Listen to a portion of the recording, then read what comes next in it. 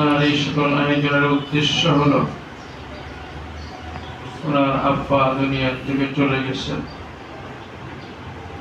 ওনার আব্বার সঙ্গে আমার ভালো পরিচয় ছিল,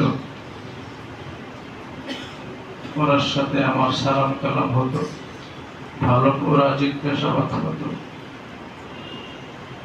ওনার রোগের মাগফিরাতের উদ্দেশ্যে ওনার ছোট মেয়ে আজকে আমাদের এই মণিপুর সিদ্দিকিয়া মাদ্রাসা দোয়ার আয়োজন, খাওয়ার আয়োজন, কোরআন শরীফ খতমের আয়োজন করেছেন। আমরা মরহুম আলতাফ হোসেন সাহেবের জন্য দোয়া করব, আল্লাহ পাক যেন ওনার জীবনের সমস্ত ভুল ত্রুটি করা কথাগুলো মাফ করে দেন এবং জান্নাতুল ফেরদাউস নসিব করেন। ওনার মেয়ে, ছোট মেয়ে, উনি অসুস্থ, ওনারও বয়স হয়েছে, উনি ওনার সুস্থতার জন্য দোয়া চেয়েছে।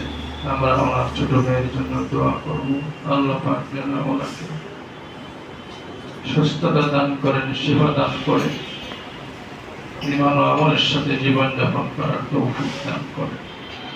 দোয়ার পূর্বে ছাত্ররা সকলে